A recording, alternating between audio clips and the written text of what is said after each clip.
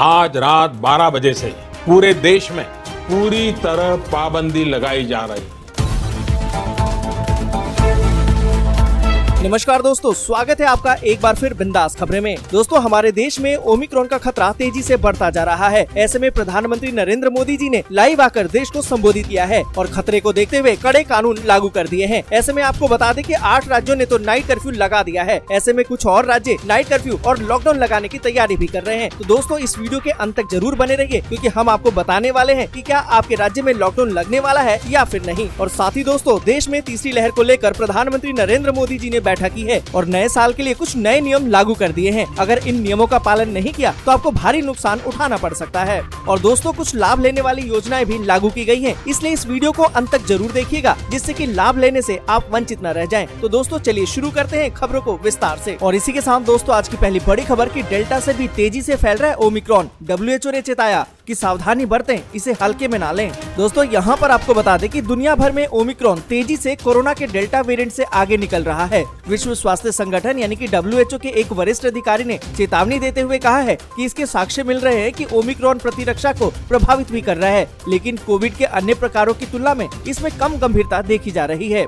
आपको बता दें कि उन्होंने कहा कि ओमिक्रॉन सभी देशों में पाया गया है और ये तेजी से सर्कुलेशन के मामले में डेल्टा को पछाड़ रहा है और धीरे धीरे डोमिनेट वेरिएंट बनता जा रहा है। उन्होंने कहा कि इसलिए इस वायरस को गंभीरता से लेने की जरूरत है, इसलिए हमें वास्तव में इसके खिलाफ लड़ना होगा। ये हार मानने का समय नहीं है। दोस्तों, जिस तरीके से हमारे देश में ओमिक्रॉन का खतरा बढ़ता जा रहा है, ऐसे में आप भी सावधान रहिए और सुरक्षित रहिए।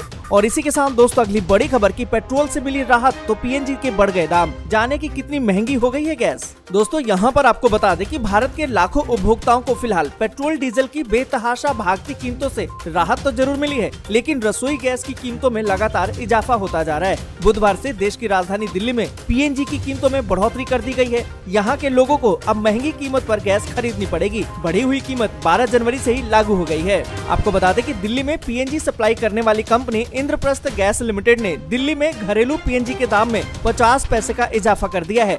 और दोस्तों, आपको बता दें कि दिल्ली में PNG की कीमतें अब बढ़कर 35 रुपए 61 पैसे प्रति SCS हो गई है। इस बारे में कंपनी की तरफ से ये तर्क दिया जा रहा है कि उत्पादन लागत में बढ़ोतरी की वजह से उन्हें ये कदम उठाना पड़ा है। और इसी के साथ दोस्तों, अगली बड़ी खबर की ओमिक्रॉन के डर से यहाँ पर लगा है क्रूर लॉकडाउन। प्रेग्नेंट महिलाएं, बच्चे भी मेटल बॉक्स में है कैद। दोस्तों, यहाँ पर आपको बता दें कि कोरोना वायरस के नए वेरिएंट ओमिक्रॉन ने एक बार फिर से हालात को बिगाड़ दिया है। इस बार वायरस के प्रकोप के चलते चीन के आंग्यांग समेत कई शहरों में लॉकडाउन लगा दिया गया है। 2 करोड़ से अधिक लोग सख्त लॉकडाउन नियमों की जद में हैं। चीन की जीरो कोविड पॉलिसी के तहत काफी सख्ती बढ़ती जा रही है। आपको बता दें कि इस पॉलिसी के तहत चीन अपने लोगों पर बेहद ही कड़े नियम लागू करके कोरोना पर काबू करने की कोशिश कर रहा है। डेली मेल की एक रिपोर्ट के मुताबिक चीन ने बड़े पैमाने पर क्वारंटीन कैंपेन के तहत एक नेटवर्क बनाया है, जहां हजारों की संख्या में मेटल बॉक्स बनाए जा रहे हैं। इनमें प्रेग्नेंट महिलाओं समेत बच्चों को भी आइसोलेट किया जाता है। आपको बता दें कि महामारी की शुरुआत के वक्त वुहान और हुबई प्रांत के बाकी हिस्सों को बंद करने के बाद से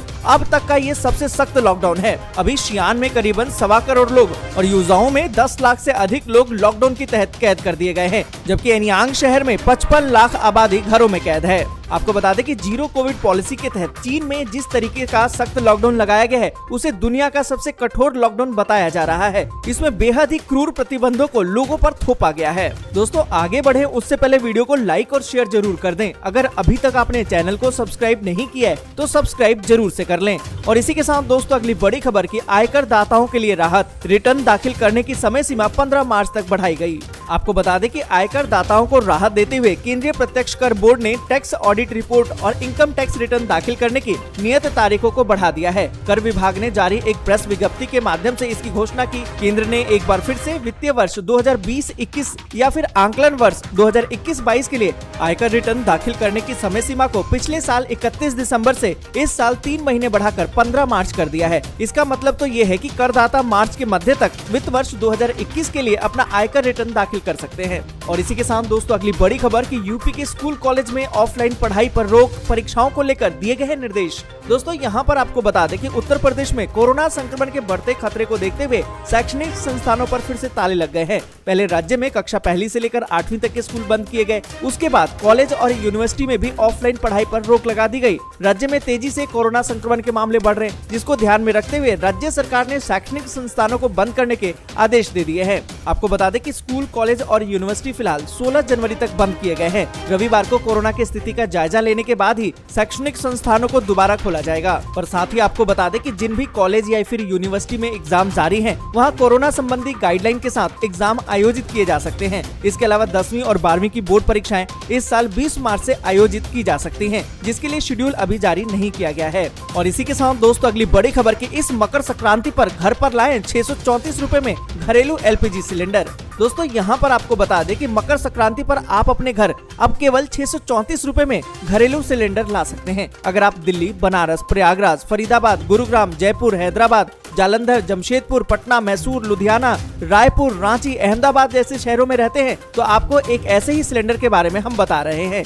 आपको बता दें कि जिससे आप 633 रुपए 50 पैसे से लेकर 697 रुपए में रिफिल भी करवा सकते हैं। इस सिलेंडर में केवल 10 किलो ही गैस रहेगी। आपको बता दें कि दरअसल हम बात कर रहे हैं उस सिलेंडर की जिसमें गैस दिखती भी है, और 14.2 किलो वाले गैस सिलेंडर भारी भरकम तो होते थे, पर ये सिलेंडर हल्का होगा। वैसे तो 14.2 किलो वाला गैस सिलेंडर दिल्ली में अभी भी 899 रुपए 50 पैसे में मिल रहा है, लेकिन कंपोजिट सिलेंडर मात्र 633 रुपए 50 पैसे में आप भरवा सकते हैं। और इसी के साथ दोस्तों बड़ी खबर की अयोध्या सीट से चुनाव लड़ेंगे क्या सीएम योगी? दिल्ली में बड़े बीजेपी नेताओं के बीच हुई है चर्चा।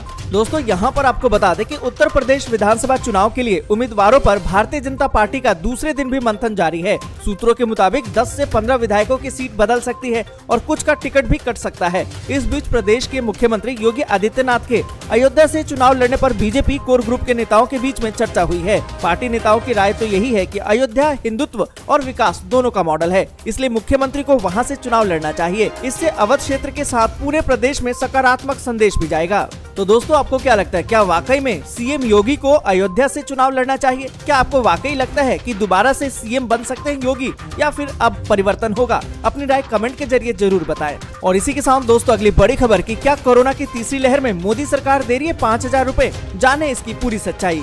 दोस्तों यहाँ पर आपको बता दें कि भारत में कोरोना वायरस के मामले लगातार बढ़ते जा रहे हैं। एक्सपर्ट के मुताबिक भारत में कोरोना की तीसरी लहर का पीक अगले महीने फरवरी में आ सकता है। इस बीच सोशल मीडिया के जरिए तरह तरह के अफवाहें भी फैलाई जा रही हैं। हाल ही में एक व्हाट्सएप मैसेज वायरल हुआ है जिसमें दावा किया जा रहा है कि सरकार हर किसी को कोरोना फंड के तहत 5000 रुपए की सहायता राशि प्रदान कर रही है। तो दोस्तों आपको बता दें कि इस वायरल मैसेज के बारे में जब PIB को पता चला तो PIB ने इसका फैक्ट चेक किया, और आपको बता दें कि PIB ने फैक्ट चेक में बताया कि ये मैसेज पूरी तरह से फर्जी है।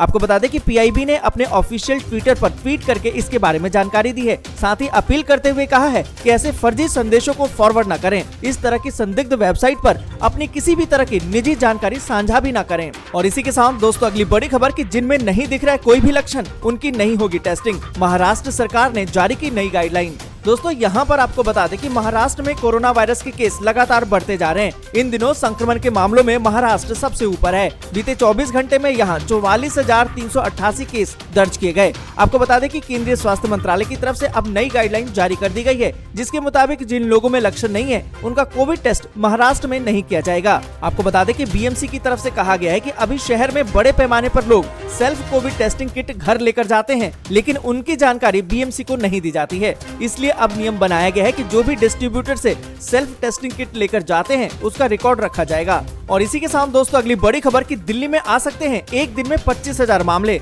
सत्येंद्र जैन बोले 2-3 दिन में अगर केस कम हुए तो पाबंदियों में मिलेगी ढील। यहाँ पर दोस्तों आपको बता दें कि दिल्ली के स्वास्थ्य मंत्री सत्येंद्र जैन ने बुधवार को कहा कि राष्ट्रीय राजधानी में कोविड-19 के मामले स्थिर हो गए हैं और जल्द ही इनके कम होने की उम्मीद है। उन्होंने इस बात पर जोर दिया कि संक्रमण दर से मामले चरम पर पहुँचने का अंदाजा नहीं लगाया जा सकता, और कहा तो यही कि दिल्ली में बुधवार को 25,000 के आसपास नए मामले आ सकते हैं। और इसी के साथ दोस्तों अगली बड़ी खबर कि बच्चों में आखिर कितना खतरनाक है ओमिक्रॉन, सावधान, तेज बुखार को हल्के में ना लें।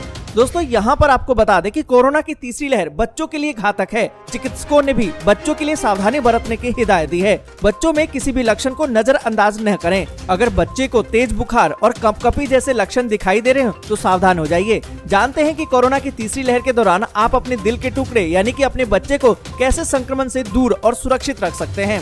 यहाँ पर दोस्तों आपको बता दें कि डॉक्टरों की राय तो ये है कि कोरोना की तीसरी लहर बाकी 2 लहरों की अपेक्षा ज्यादा संक्रामक है। ये बच्चों के लिए घातक भी है। उन्होंने कहा कि पहली और दूसरी लहर में कोरोना वायरस का प्रभाव बच्चों पर नहीं था, लेकिन तीसरी लहर बच्चों को भी अपनी चपेट में ले सकती है। इसलिए अधिक सावधानी और सचेत रहने की जरूरत है। दोस्तों यहाँ पर आपको बता दें कि कोरोना संक्रमित बच्चों की उम्र 11 से 17 साल के बीच में है। साथ ही डॉक्टरों ने बताया है कि 2 साल के बच्चे हाई रिस्क जोन में हैं। उनमें संक्रमण की गंभीरता डेल्टा वेरिएंट के समान है। इसलिए दोस्तों आप अपने बच्चों को लेकर सतर्क रहिए और सुरक्षित रहिए। और इसी के साथ दोस्तों अगली बड़ी खबर कि दिल्ली समेत उत्तर भारत में ठंड का कहर, बिहार में भारी बारिश की चेतावनी।